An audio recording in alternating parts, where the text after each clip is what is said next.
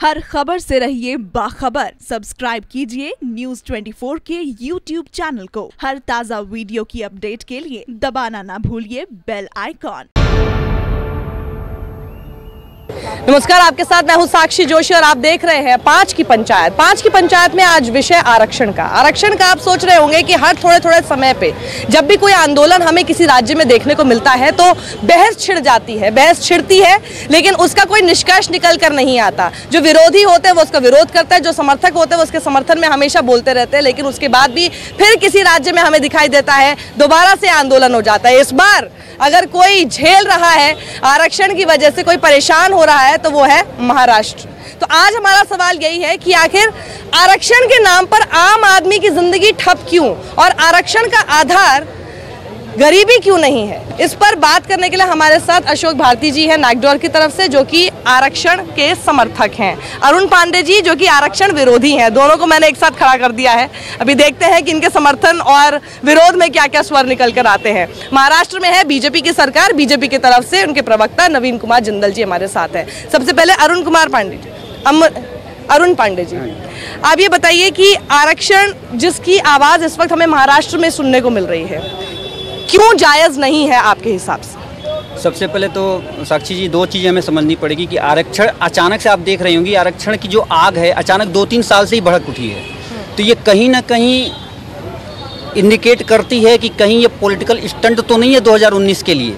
और दूसरी चीज़ ये कि अगर हम आरक्षण महाराष्ट्र में मराठा को चाहिए, गुजरात में पटेल को चाहिए, हरियाणा में गुज्जर को चाहिए, तो ये आरक्षण की आग और ज़्यादा फैलेगी। और हमारा जो भारत है, जो एक राष्ट्र है, एक देश एक भाषा और एक संस्कृति की बात हम करते हैं, तो ये कहीं ना कहीं इसको तोड़, आरक्षण के प्रति हमारा ये सम्मान होता है कि आरक्षण ग्रुप वाइज नहीं होना चाहिए, आरक्षण इंडिविजुअल डिफिशियंसी के आधार पर होना चाहिए या फिर गरीबी के आधार पर होना चाहिए, आर्थिक स्थिति के आधार पर होना चाहिए, ना कि कोई विशेष वर्ग या विशेष जाति के आधार पर।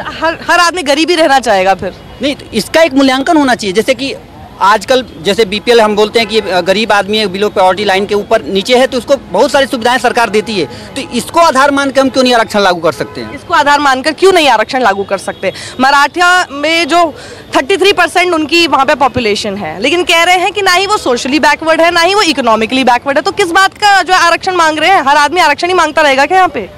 देखिए, मुझे लगता है जहाँ तक मराठों का सवाल है, महाराष्ट्र में मराठों के आरक्षण को लेकर कई कमेटियाँ बनी हैं और सेंट्रल गवर्नमेंट में जो national commission for backward classes है उसने भी उस सवाल का मूल्यांकन किया था। उस मूल्यांकन में ये निकल कर आया कि मराठे न तो सोशली बैकवर्ड हैं ना एजुकेशनली बैकवर्ड हैं। इसलिए मुझे लगता है कि उनकी ये जो मांग है वो भारत के संविधान से इतर है, भारत के संविधान के अनुरूप नहीं है। क्योंकि भारत का संविधान ये कहता है 16(4) में, 16(4)A में, 16(5) में कि यदि लोकतंत्र में किसी सरकारी सेवा में या सरकारी जगहों पर किसी वर्ग का या किसी समुदाय का प्रतिनिधित्व नहीं है तो राज्य की ये जिम्मेदारी है कि वो उनके प्रतिनिधित्व को सुनिश्चित करने के लिए उनको आरक्षण दे सकती है। मुझे लगता है इस मसले पर हमें ज़रूर इस बात का आकलन महाराष्ट्र में करना चाहिए, क्या मराठे वहाँ की सेवाओं में, सरकार में या जो संस्थागत ढांचे हैं उनमें अपनी आबादी के हिसाब से हैं या नहीं? अपनी आबादी के हिसाब से क्या नहीं है? क्योंकि ये 72,000 गवर्नमेंट जॉब्स की जब से ये बात हुई है कि जी वैकेंसीज को फुलफिल किया जाएगा, ये उसके बाद से ज़्यादा शुरू हो गया। उनको क्यों ऐसा डर है कि बीजेपी की सरकार जो है वो हम लोगों का हक हमसे मार लेगी और हमें कुछ मिलेगा नहीं? आम जो नागरिक है उसको इस बात का कोई भय नहीं है, लेकिन क्या कुछ पॉलिटिकल पार्टी, मेरे से पूर्व वक्ताओं ने, दोनों पक्ष विपक्ष के जो हैं वो किसी पॉलिटिकल पार्टी से नहीं होंगे जहाँ तक मुझे लगता है, लेकिन उसके बाद जो उन्होंने कहा वो सही सी बात ही कही है लगभग, कि जब पॉलिटिकल पार्टियाँ अपने फ़ायदे के लिए किसी मुद्दे को भुनाने लग जाएंगे तो निश्चित तौर पर उसमें बड़ा नुकसान होता है। आपके हिसाब से विपक्ष भुना रहा है? मेरा कहना ये है कि आंदोलन देश में बहुत हुए, आगे भी होते रहेंगे, किसी न किसी विषयों पर होने चाहिए भी, लोगों को अपनी बात रखनी चाहिए। सो यहाँ पर अभिव्यक्ति की आज़ादी है, लेकिन उसके लिए आप जो नुकसान कर रहे हैं, सरकारी संपत्ति को जलाएं, चाहे आप जो है प्राइवेट दुकानों को जलाएं, किसी का भी नुकसान करेंगे, वो उसका असर उस गरीब आदमी पर पड़ता है जो चूल्हा जलाता है। मेरा आपके माध्यम से, क्योंकि News 24 सब जगह बड़ी लार्ज स्केल पे देखा जाता है, सबसे मेरा रिक्वेस्ट है आप धरना प्रदर्शन करें, लेकिन सरकारी संपत्ति या प्राइवेट संपत्ति किसी को नुकसान ना पहुंचे। और दूसरा, ये विषय हाईकोर्ट में है। और जब कोर्ट जो मसला सब जुडिस हो, उसके अंदर इस प्रकार की राजनीति भी नहीं करनी चाहिए। ठीक है, ये बस जलाकर आरक्षण मिल जाए, ये कौन सा तरीका है? बस जलाकर नहीं, हरियाणा हो, राजस्थान हो, गुजरात हो या महाराष्ट्र हो, सब जगह आगजनी होती है, सरकारी संपत्ति को नुकसान पहुंचाया जाता है। कोई ऐसी जगह नहीं, जो भी सरकार सत्ता में वापस आती है, मौजूदा सरकार रहती है, वो सारे केसेस वापस ले लेती है। तो ये सरकार की शय पे होता है, पॉलिटिकल शय पे। इसके शय के बिना कुछ नहीं होता। अभी जो महाराष्ट्र में आज हो रहा है, पक्ष भी तो करा सकता है, वो भी तो पॉलिटिकल बात कर रहा हूँ, मैं दोनों की बात कर रहा हूँ, किसी एक पार्टी को नहीं कह रहा हूँ मैं। जैसे आज हरियाणा के अंदर अभी हुआ था, शायद सबसे बड़ा आंदोलन था अभी हरियाणा के अंदर, तमाम जाटों के ऊपर से मुकदमे वापस ले लिए गए। उसके बाद में गुजरात के अंदर हुआ, पटेलों पे से मुकदमे वापस ले लिए गए। आज महाराष्ट्र में हो रहा है, कल को मतलब ये सब वोट बैंक के लिए हो रहा है, राजनीति और कुछ नहीं है। सरकारी नौकरियां चाहिए, लेकिन सरकारी प्रॉपर्टी को नुकसान पहुंचाना है। कौन सा आरक्षण है भैया? मैम, मैं तो एक चीज़ कहना चाहूँगा कि जैसा कि सर ने अभी बताया कि संविधान में ये चीज़ दी गई है कि संविधान के खिलाफ लोग जा रहे हैं आरक्षण को लेके। तो मैम, संविधान में सबसे पहले आती है प्रस्तावना, जिसमें सबसे पहली चीज़ यही लिखी जाती है कि हम भारत के लोग। तो संविधान केवल भारत के लोगों के लिए है। संविधान कोई ऐसा मौलिक ढांचा नहीं है कि जो भारत के लोगों से अलग चला जाएगा। हमें किसी चीज़ से अगर तकलीफ है तो उसमें संशोधन का विषय ही नहीं होता। अगर हमें कोई चीज की परेशानी तो आप कहना क्या चाहते हैं कि संशोधन करना चाहिए? मैम, संशोधन बिल्कुल करना चाहिए। और करना क्या चाहिए? रिजर्वेशन देना चाहिए। संशोधन का प्रावधान ही इसीलिए किया गया है। तो रिजर्वेशन दे देना चाहिए। रिजर्वेशन इसलिए देना चाहिए कि सरकार ने एक नीति बनाई है, APL कार्ड और BPL कार्ड। BPL कार्ड जिन लोगों के पास है, जिन लोगों के पास BPL कार्ड है, उनको इसकी सबसे ज्यादा आरक्षण। आपके हिसाब से आरक्षण गरीबी के आधार पे होना चाहिए? और मैम, दूसरी बात एक सेकंड, मतलब गरीबी के आधार पर ही होना चाहिए ना, जाति के आधार पर नहीं होना चाहिए? ठीक है, हमारा सवाल यही था, जाति के आधार पर होना चाहिए या फिर गरीबी के आधार पर होना चाहिए? ये जब संविधान बना था हमारा, तो उसने बाबा अम्बेडकर साहब ने भी बोला था कि 10 साल तक जो लोग दबे कुचले हैं, जो ऊपर नहीं उठ पा रहे, उनके लिए आरक्षण होना चाहिए। उसके बाद में फिर वो रिवीजन होगा।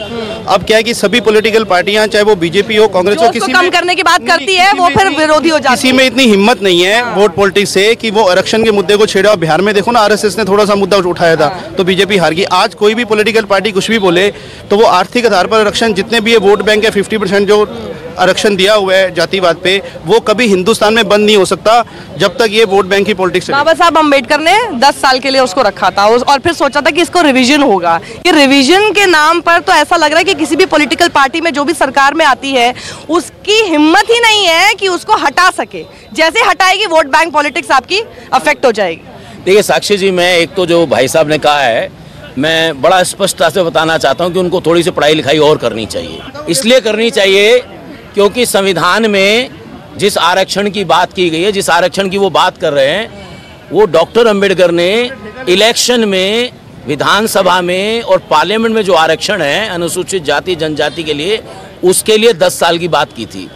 और जो जॉब का रिजर्वेशन है, जो रिप्रेजेंटेशन का सवाल है, उसके लिए कहा था कि जब तक जो दबाए सताए गए जो गैर बराबरी तबके हैं, जब तक वो दूसरे तबकों के बराबर नहीं आते, तब तक वो आरक्षण जारी रहना चाहिए। और वो कभी नहीं होगा आपके हिसाब से? वो कभी नहीं होगा। मैं इसमें आप क्या जिसको रिजर्वेशन मिलता है वो कभी इस बात से संतुष्ट होगा कि हम लोग इनके बराबर हो गए हैं? मैं वही बात कहना चाहता हूँ। उस भाई से आपके बात से मैं एकदम ताल्लुक रखता हूँ। आज तक पिछले 70 सालों से जिसको भी हमने रिजर्वेशन दे दिया है जातिगत आधार पे, तो क्या किसी भी पर्टिकुलर जाति ने सामने आके कहा कि अब मुझे आरक्षण नहीं चाहिए, अब हमारा विकास हो चुका?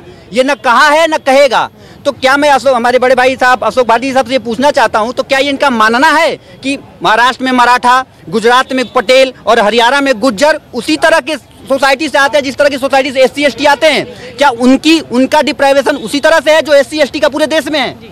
देखिए पांडे जी, मैंने तो पहले ही कहा कि जो मराठों का सवाल है, जो पटेल का सवाल है, बाकी लोगों का सवाल है, वो अनुसूचित जाति जनजाति के सवालों से एकदम अलग है। और वो national commission of backward class की जो रिपोर्ट है वो सबका अलग है। जनरल कैटेगरी वाला पूछ रहा है, हमारा क्यों अलग नहीं है?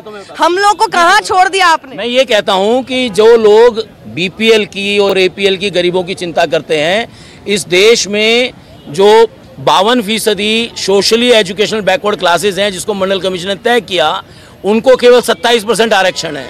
अनुसूचित जाति को उनकी आबादी के हिसाब से, अनुसूचित जनजाति को उनकी आबादी के हिसाब से, बाकी जो 50% आरक्षण है वो सारा का सारा आरक्षण, जो सामान्य सीटें, सारी की सारी सामान्य सीटें BPL के लिए आरक्षित कर देनी चाहिए। इसको करेक्ट कर दूं कि 50% वो आरक्षित नहीं होती है, वो सबके लिए होती है। यानी कि अगर आप SC ST OBC हैं उसके अलावा भी फाइट कर सकते हैं 50% में। आपको मैं करेक्ट कर दूं। दूसरी चीज मैं इसमें बोलना चाहता हूं कि जो आपने मंडल कमीशन की बात की, मंडल कमीशन की साक्षी जी मैं न्यूज़ 24 के माध्यम से बताना चाहूंगा कि ये मंडल कमीशन के बाद ही इतनी आरक्षण की आग फैली है कि हमें आरक्षण चाहिए। कोई भी दो समूह खड़ा होकर बोलता है मुझे आरक्षण चाहिए। अगर सबको आरक्षण ही चाहिए तो देश को क्या चाहिए? ये मंडल का जिन क्यों नहीं खत्म होता है, कब होगा? बड़ी महत्वपूर्ण बात है। मेरे मित्र जो बाटी जी बोल रहे हैं वो बहुत समझदार हैं, ज्ञान की बात कर रहे हैं, लेकिन हो सकता है जो संसद में बैठे हुए लोग हैं वो अज्ञानी हैं, उनको ज्ञान नहीं है जो आरक्षित सीटों से चुन कर के आए।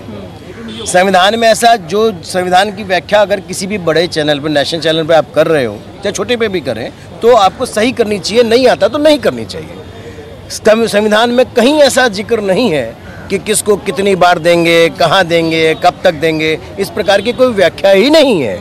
लेकिन मैं एक बात यहाँ कहना चाहता हूँ कि आज देश में, एक सेकंड मुझे आप सुनिए, मेरा कहना ये है, आर्टिकल 15 पढ़िए, आर्टिकल 16 पढ़िए, उसमें साफ साफ लिखा है जिन समुदायों को जो अनरिप्रेजेंटेड हैं, जिनकी हिस्सेदारी नहीं है, उनके लिए स्टेट खास तौर से प्रोविजन कर सकता है और आरक्षण उसके तहत दिया जाता है। यानी कि 70 साल मेरा ये नहीं हुआ तो आगे कितने साल में? मेरा कहना केवल इतना सा है कि जिस विषय पर अभी जब महाराष्ट्र की बात, सबसे आज की डेट में आज महाराष्ट्र सबसे ज़्यादा ज्वलनशील मुद्दा है, क्योंकि देश की आर्थिक राजधानी है और वहाँ का असर पूरे विश्व पे पड़ रहा है, देश पे पड़ रहा है, विश्व पे पड़ रहा है। क्योंकि वहाँ पे जितना नुकसान हो रहा है उससे भारत के गरीब आदमी का नुकसान हो रहा है, उसका भी नुकसान हो रहा है जिसको आरक्षण से फायदा मिलने वाला है। गरीब का नुकसान हो रहा है, उसे आरक्षण मिल नहीं रहा है, उसको आरक्षण नहीं मिल रहा, और जिसको आरक्षण मिल रहा है उसको भी नुकसान हो रहा है। जिस प्रकार की घटना है, मेरा कहना है कि जो पहले किसी वक्ता ने कहा था कि चुनाव से पहले इस प्रकार की घटनाएं निकल करके बहुत तेजी से निकल करके आती हैं, चाहे दबाव के लिए आती हों, चाहे वो राजनीति के लिए आती हों या किसी वर्ग को अलग करने के लिए आती हों। जो मसला, क्या आपको देश की न्यायिक प्रक्रिया पर विश्वास है या नहीं? जब महाराष्ट्र का विषय महाराष्ट्र के उच्च न्यायालय में है, लंबित चल रहा है, डे टू डे की हियरिंग हो रही है, तो आप किस पर दबाव बनाना चाहते हैं? वोट पे बनाना चाहते हैं? देखिए आरक्षण पर तो रोज हर बार कभी ना कभी डिबेट होती है। हमारा आज का सवाल ना आम जनता से रिलेटेड है। हम लोग ये कह रहे हैं कि आरक्षण के नाम पर ये जो आम आदमी को परेशान किया जाता है, आम जनजीवन व्यस्त हो जाता है, उसका हमारी सरकारी प्रॉपर्टीज को नुकसान पहुंचाया जाता है, ये क्यों?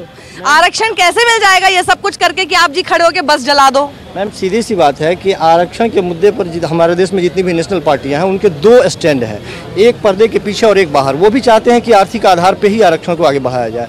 एक बार याद है मुझे कि बिहार में जिस वक्त चुनाव था, मोहन भागवत ने इसका जिक्र किया था, खामियाजा बीजेपी को भुगतना पड़ा था कि वहाँ चारों खाने वो चित हो गए थे। वहाँ जब ये सिर्फ आवाज़ उन्होंने दे दी थी कि एक बार समीक्षा होनी चाहिए।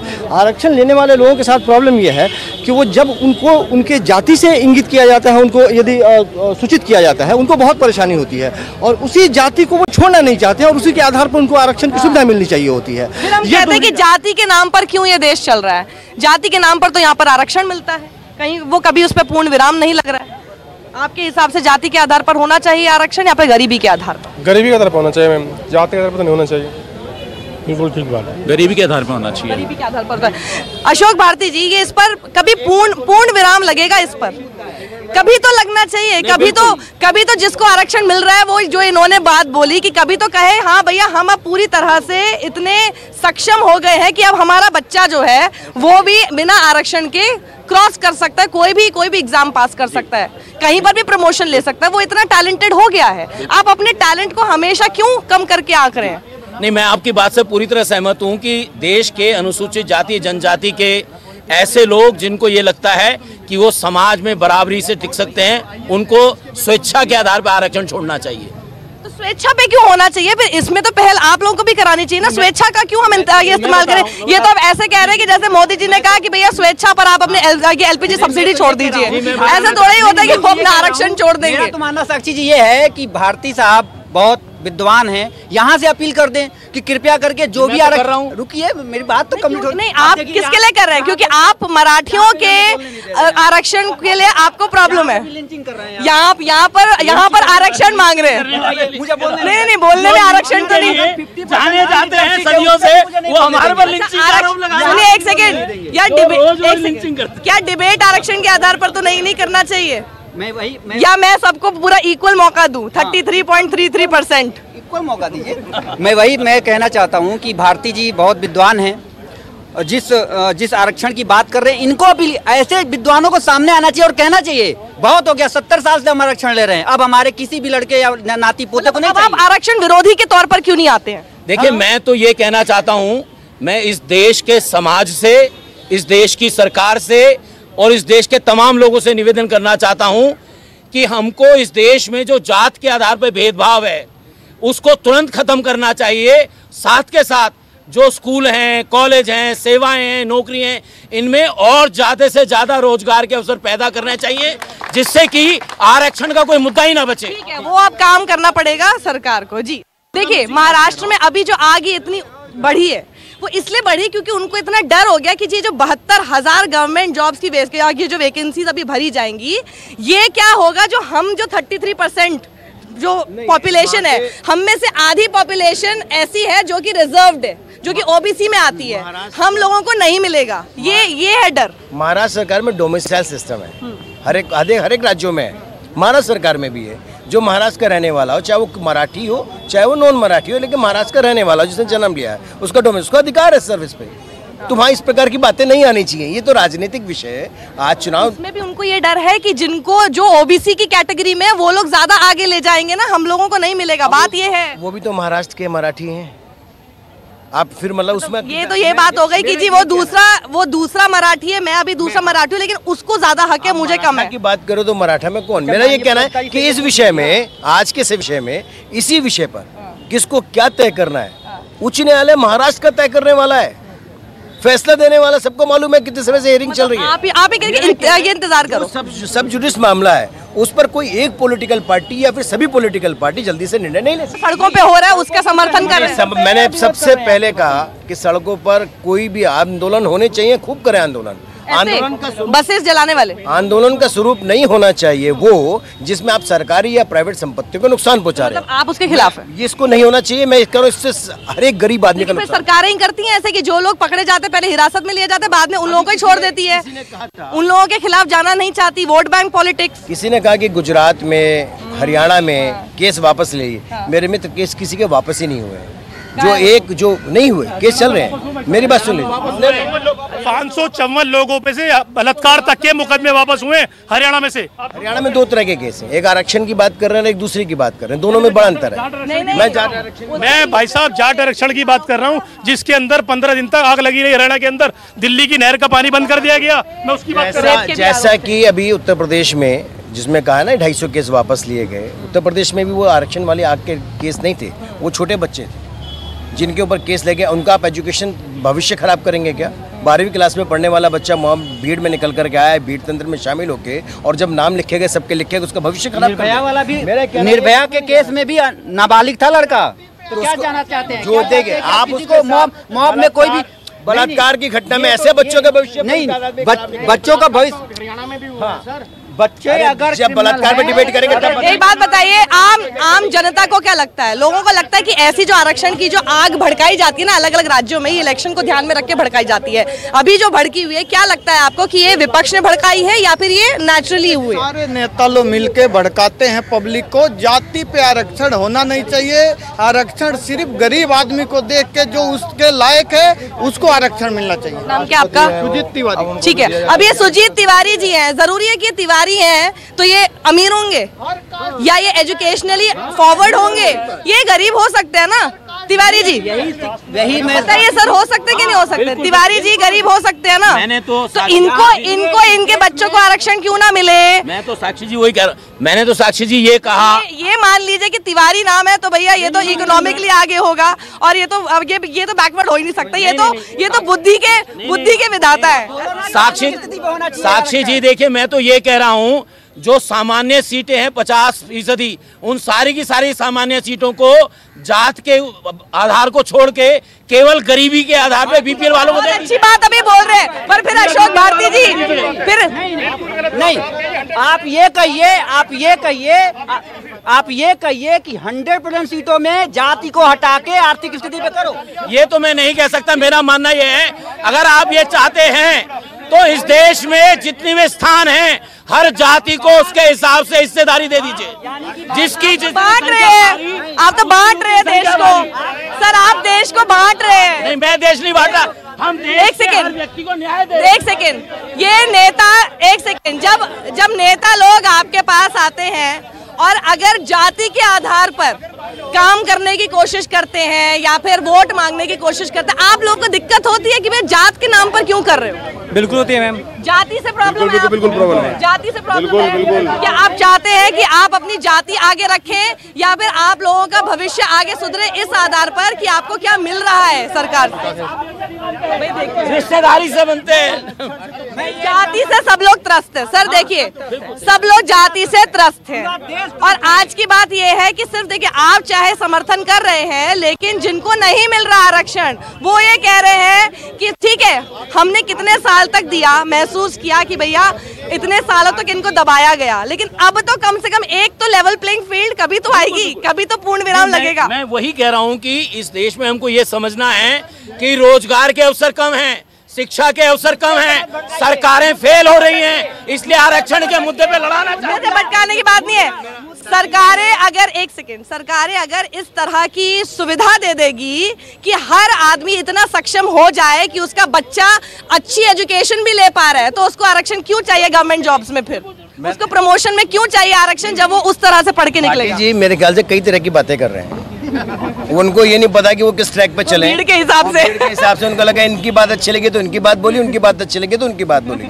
लेकिन ये विषय जब तय होता है तब लोकसभा में होता है और लोकसभा में पॉलिटिकल पार्टियां डिसीजन लेती हैं। और मेरा निवेदन ये है कि जो पॉलिटिकल पार्टियां कास्ट के बेस पर राजनीति करती हैं, चाहे कोई भी हो, वो कास्ट की बीजेपी भी हो, हाँ, चाहे बीएसपी भी हो, समाजवादी पार्टी हो, कांग्रेस भी हो, उसके बावजूद मेरा कहता है केरल में मैं दलित हूँ, छाती पीट पीट के उत्तर प्रदेश में कहता पिछड़ी जाति का हूँ, आपका प्रधानमंत्री कहता है। पीछे किसी ने ये भी कहा था कि प्रधानमंत्री ब्राह्मण है, किसी ने ब्राह्मण भी बता दिया था। मैंने कहा कि अगर है, उसकी बात नहीं कर रहा, मैं तो अभी की बात कर रहा हूँ। मेरा कहना ये है, पॉलिटिकल पार्टियां डिसीजन लेती है, वो पॉलिटिकल पार्टी को तय करना होगा कि इस देश के अंदर वो उन लोगों को समझाएं जो आंदोलन करते हैं वो किसी संपत्ति को नुकसान ना पहुंचाए, गरीब का नुकसान होता है उसको बचाना चाहिए, उसको बचाना चाहिए। ठीक है, हाँ जी।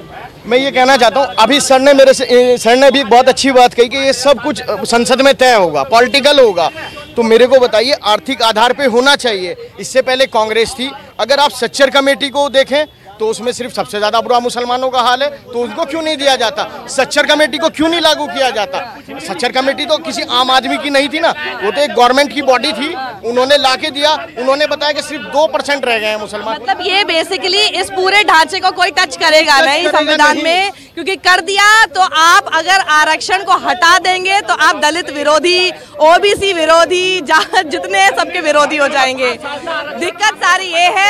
लेकिन आज सवाल बहुत बेसिक ये है, हम क्यों आरक्षण के नाम पर सड़कों पर ये देखते हैं कि आम आदमी को तंग किया जाता है, और क्यों जाति के आधार पर ये आरक्षण अभी तक चलता आ रहा है? क्यों नहीं गरीबी को आधार बनाया जाता है? ये सोचने वाली बात है जिस पर डिबेट और आगे होती रहेगी। नवीन जी, अरुण जी और साथी अशोक भारती जी, बहुत बहुत शुक्रिया जुड़ने के लिए। रुकें छोटे से ब्रेक के लिए, जल्द लौट रहे हैं, देखते रहिए News 24।